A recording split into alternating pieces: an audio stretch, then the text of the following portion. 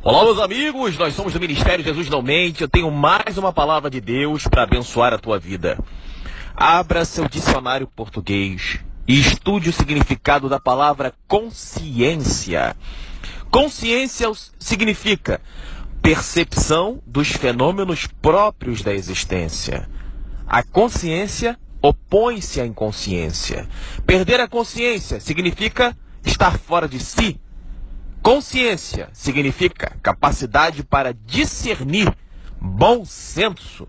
O juiz deve julgar com consciência. Disse-o.com.br. Essa é a definição desse dicionário. Meu amigo, consciência é você entender a realidade que te cerca.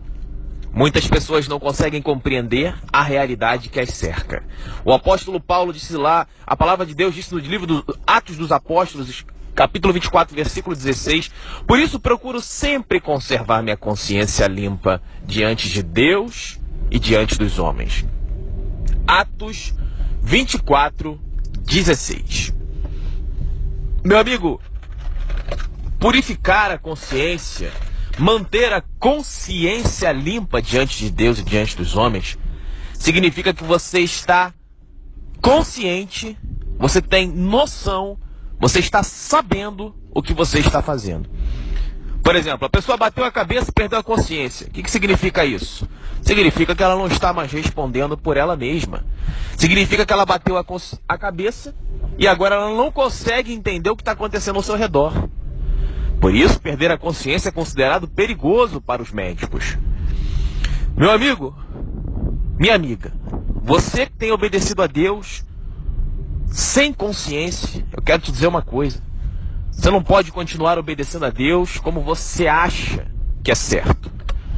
Você tem que obedecer a Deus com a consciência de que você está fazendo a vontade de Deus, porque você lê a palavra de Deus, porque você pratica a palavra de Deus, porque você vive uma vida completamente voltada dentro da palavra de Deus. Então tem gente que não lê a palavra de Deus, só quer saber de ir para a igreja, que nem uma mulher ontem falou aqui. Você está dizendo que não pode jejuar, que não pode orar? Você é herege, minha filha. Vou te dizer uma coisa. Você é uma pessoa que está cheia de demônio na sua mente. A sua vida é um inferno. Tudo que você faz dá errado. Você não consegue vencer em nada na sua vida. Nada, nada, nada. Nem na fé, nem espiritualmente, nem fisicamente, nem emocionalmente, nem familiarmente, enfim. A vida de pessoas que não querem saber de Deus é uma desgraça. A pessoa pode ter até sucesso em um ponto da vida. Por exemplo, a pessoa tem muito dinheiro, mas ela não tem alegria no coração. Porque Deus, Ele só revela a plenitude do seu poder e do seu ser para aquele que se arrepende dos seus pecados. Então não pense que ter dinheiro é ser abençoado. Não pense que estar dentro de uma igreja é ser abençoado. Pelo contrário. As pessoas vivem de aparências. Eu conheço mulheres que tiram fotos com seus maridos, mas na verdade travam grandes batalhas dentro de casa. Porque o marido não respeita a mulher não respeita o marido, o filho não respeita os pais não respeitam os filhos. E a casa da pessoa que era um ambiente para ela relaxar, para ela se aconchegar e curtir a sua família, na verdade é um ambiente de guerra, de infelicidade, aonde cada um tem vontade de sair de casa. Por quê? Porque o diabo coloca essa vontade nas pessoas. O diabo, ele quer destruir as famílias, meu irmão. Minha irmã, meu irmão, você está indo para a igreja, mas sua família está destruída? Está errado. E veja bem, eu não estou pregando para você parar de ir para a igreja. Isso é importante você entender. Outra coisa importante de você entender é entender que os pastores, existem pastores que pregam a verdade, mas também existem pastores que pregam a mentira. Então, essas pessoas, elas não podem ficar culpando os pastores por tudo que acontece na vida delas. Por quê? Porque quem está sentadinho lá ouvindo a pregação, em 99% das vezes não quer nada com Deus. Está ali para ficar dizendo amém, glória a Deus, aleluia. E o grande problema dessas pessoas que estão sentadas ali é que elas não dão retorno ao pastor. Por quê? Elas deveriam chegar ao pastor e dizer o seguinte: pastor, essa palavra que o senhor está pregando é fraca. O senhor tem que pregar mais a Bíblia, pastor. Aqui a igreja está todo mundo no pecado, está todo mundo no erro. O senhor tem que apertar essa pregação. Não, elas não fazem isso. São pessoas que gostam do pecado, vivem no pecado, vivem na mentira, não leem a Bíblia, gostam de viver uma vida para, opa, o pastor vai estar na festa. Então eu tenho que me comportar. Aí nas redes sociais, e o pastor tá no meu Facebook, eu não posso falar besteira, mas no chat tá falando um monte de safadeza, tá falando fofoca. Então, meu filho e minha filha, você está se enganando. Deus está mandando te dizer isso. O grande problema das pessoas é que elas querem agradar aos homens. Elas querem fingir que são alguma coisa, querem viver de aparência. E por que elas fazem isso? Porque elas não têm consciência da existência de Deus. Elas não têm consciência do mundo espiritual. Elas não têm consciência que Satanás está ali do lado dela, dominando a mente dela, colocando as duas mãos em cima dela e guiando as ações dessa pessoa. Então, o primeiro ponto, caso você queira mudar, é você entender que o diabo está ao seu lado, caminhando com você, pronto para guiar suas ações. E o outro ponto que é importante você ter consciência, você saber, é que Jesus também está próximo de você, aguardando apenas você se arrepender dos seus pecados. Por quê? Meu irmão, imagine você na masturbação, imagine você no adultério, imagine você cheio de ódio no coração, cheio de ganância, você é uma pessoa mentirosa, vamos supor isso. Aí você não lê a Bíblia, você não faz nada, você não quer saber de Deus, você só fica na internet perdendo tempo vendo coisas idiotas. Você acha que Jesus vai estar com você? Claro que não, meu irmão. Efésios 4:27 ensina: não dei brechas ao diabo. 1 Pedro capítulo 5, a partir do versículo 7 ensina: porque o diabo está ao vosso derredor, bramando como um leão e procurando a quem tragar. Então o diabo, ele está vendo as suas ações. O diabo, ele está estudando você. Ele está traçando uma forma de matar você, de matar tua família, de destruir tua casa, de destruir tua vida, de matar os seus sonhos, de fazer você se sentir a pior pessoa do mundo. Meu irmão, minha irmã, o diabo vai acusar você de tudo que você faz. A palavra de Deus ensina no Salmo que o peso do pecado é insuportável. Então, Jesus veio para quê? Para resgatar os pecadores. E resgatar os pecadores significa fazer a pessoa tomar consciência de que ela tem que mudar. É fazer as pessoas tomarem consciência de que essas palavras que estão sendo pregadas nesse momento, por esse pregador que vos fala, são palavras de vida para transformar a tua história, para levar você ao arrependimento dos pecados, para mostrar para você que Jesus é o caminho, a verdade e a vida e que ninguém vai a Deus a não ser por Ele. Para mostrar para você que conhecereis a verdade vos libertará, como está escrito em João capítulo 8, versículo 32. Se você pegar Provérbios capítulo 16, você vai ver que no penúltimo versículo Deus fala sobre a importância da paciência. Nós temos que ter paciência para Deus agir em nossa vida. Deus, ele nos coloca em prova. Deus, ele nos dá uma ideia e fala assim: olha, a ideia é essa. Você tem que se arrepender dos seus pecados. E você tem que tentar se livrar de tudo aquilo que é ruim na sua vida. Sabe aquelas coisas que a gente faz que a consciência da gente diz que está errado? Aquilo ali é a voz de Deus. Vamos supor, você sai, aí você participa de uma orgia. Aí você sai, você vai para a orgia, você está ali dentro ouvindo assim, ó, isso não é certo, isso não é certo. Aí você está na internet, vendo pornografia. Aí você está vendo pornografia, você se sente cada vez mais preso àquilo ali. Um sentimento maligno que você não consegue se libertar, prende você àquela situação. Aí você está ali cego, viciado, excitado, fora de si, como um animal, não consegue se livrar daquilo. O que é isso? É o diabo influenciando você. Por quê? Porque você deu a brecha. Foi você que clicou naquela fotinho ali e abriu aquela mulher nua, aquele homem nu. Então depois disso, depois que você dá a brecha para o diabo, ele entra na tua vida. E assim é a brecha da pornografia. E assim é a brecha da fofoca. A brecha da fofoca é assim: a pessoa chega perto de você, aí você fala assim: eu não vou falar mal de ninguém. Não vou. Aí chega um fofoqueiro perto de você, começa a estimular você a falar mal das pessoas. E você viu o que fulano fez? Fulano fez isso, fulano fez aquilo. Então, meu irmão, é o que acontece. As pessoas precisam se conscientizar de que a fofoca é algo lesivo, é algo que destrói, é algo que mata. Então a gente decide não fofocar, mas o diabo vai mandar alguém esperto para fazer você fofocar, para incendiar a sua língua, para fazer o inferno usar a sua boca e para fazer a sua alma perecer diante de Deus. Porque a pessoa está santa, está obedecendo a palavra, está lendo a palavra, mas é fofoqueira, é mentirosa, não prega a verdade. Então o diabo está usando algumas pessoas na sua vida para não deixar você ter a consciência de que ele está usando você. Porque ele engana. A palavra de Deus ensina lá no segundo livro de Coríntios, capítulo 2, versículo 11. Não ignoreis as intenções e os ardis de Satanás.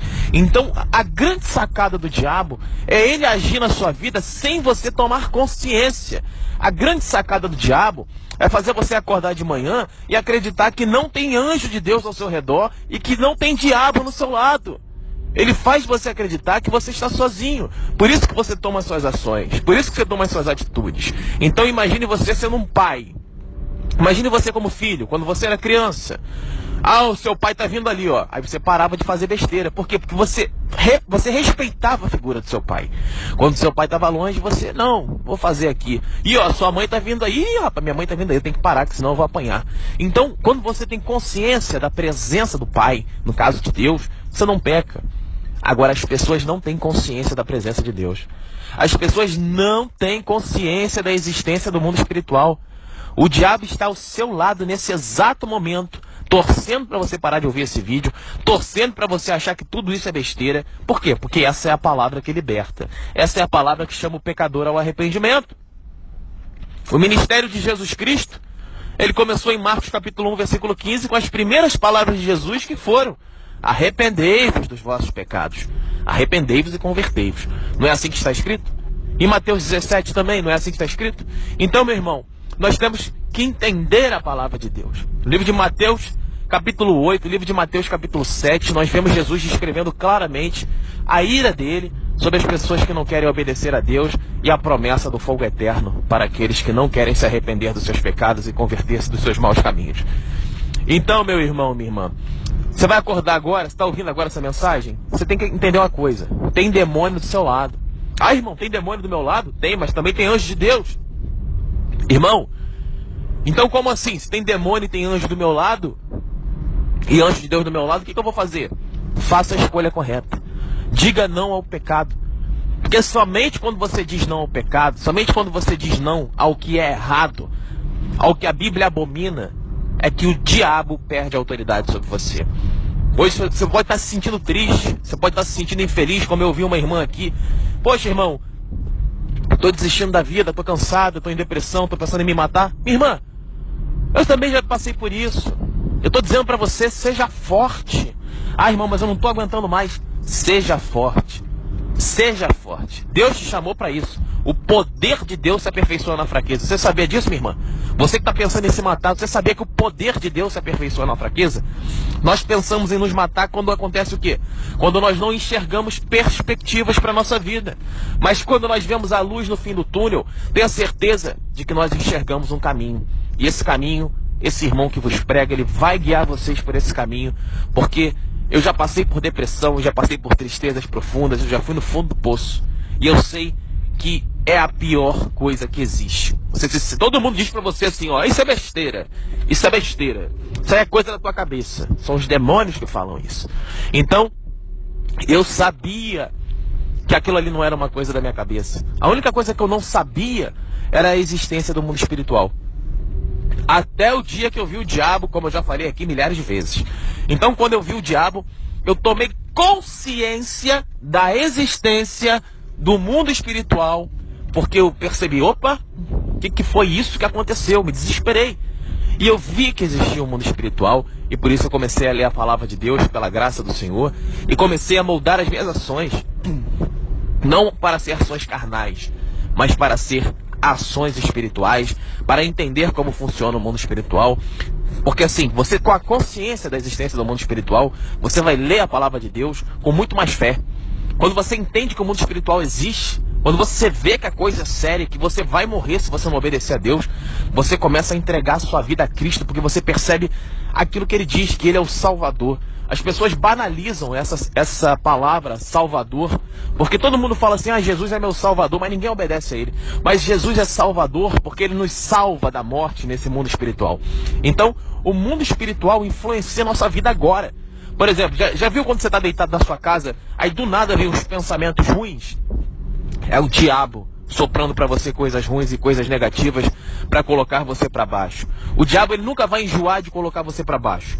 Ele sempre vai colocar você cada vez mais para baixo, e quanto mais para baixo ele colocar você, mais você vai ficar triste, mais você vai ficar depressivo, e mais você vai entender o seguinte: eu preciso me matar, preciso dar um basta nisso. Por quê? Porque você não soube cessar a língua do diabo, você não fez oração, você não se converteu dos seus pecados, você não leu a Bíblia, você não buscou refúgio em Deus, você não praticou o Salmo 91, você não praticou o Salmo 37, você não se arrependeu dos seus pecados. Por isso o diabo sussurra no seu ouvido. A palavra de Deus fala o quê? Resista ao diabo e ele fugirá de você. Meu amigo, resista ao diabo. O que é resistir? É uma força. Ele vai atacar, mas você vai resistir. Ele vai fazer com que você queira sair, com que você queira se destruir, mas você vai ter que resistir. Você não vai poder continuar. Eu vou parar. Não, resista. Aí ele vai atacar, seja forte, resista. Resista ao diabo e ele fugirá de você. Não foi assim que Jesus resistiu lá em Mateus 4 e Lucas 4? Depois de 3 tentações, Jesus resistiu e os anjos do Senhor vieram servi-lo. Meu irmão, tome consciência do mundo espiritual. Irmão, eu vou beber uma água aqui, tem demônio te olhando. Irmão, eu vou dormir, tem demônio no teu quarto, mas também tem anjo de Deus para te proteger. Irmão, eu vou sair, tem anjo de Deus te protegendo. Irmão, eu tô lendo a Bíblia, é o anjo de Deus mandando você fazer isso. Irmão, eu me arrependi dos meus pecados, é Deus agindo na tua vida. Irmão, eu tô pregando a verdade, é Deus mudando a tua história. Agora, irmão, eu ainda estou preso ao homossexualismo. Irmão, estou preso à mentira. Irmão, eu estou na fofoca. É o diabo prendendo você no pecado e na morte. Então você tem que entender o seguinte: existe uma batalha pela tua alma. Não sou eu que estou dizendo isso. Judas capítulo 1 ensina que existe uma batalha pela alma de Moisés, entre Miguel e o diabo. Miguel, o arcanjo poderoso que destruiu o diabo. Leia Judas 1. Existe uma batalha pela tua alma. E a consciência dessa batalha é que vai permitir com que você tome atitudes em direção à morte ou em direção à vida. Por isso, meu amigo, o salário do pecado é a morte. Romanos capítulo 6, versículo 23. Até aqui me entregou o Espírito Santo e ficou muito claro para que a partir de agora você faça a sua escolha. Meu irmão, essa palavra falou com você? Falou ou não falou? Se falou, escreva nos comentários. Se não falou, tem problema. Meu irmão, minha irmã, o mundo espiritual existe. Eu aconselho você a partir de hoje a ler sobre o mundo espiritual, a ver vídeos de pessoas endemoniadas no YouTube, a pesquisar sobre pessoas endemoniadas no YouTube, mas com uma noção: existem muitos picaretas que inventam coisas e fingem estar endemoniados.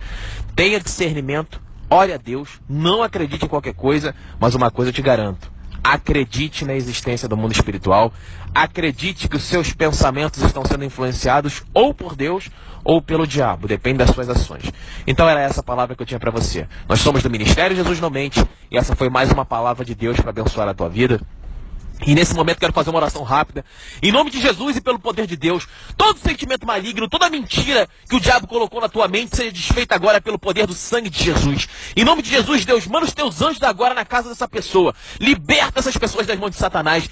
Quebra, Senhor, destrua toda a obra que o inferno levantou contra essa pessoa. Toda muralha, toda arma forjada contra essa pessoa seja destruída agora pelo poder do sangue de Jesus, e que todo demônio que estava influenciando a vida dessa pessoa, ele seja queimado, aniquilado e lançado ao inferno. É o que eu peço pelo poder do sangue de Cristo. Amém. Fique na paz.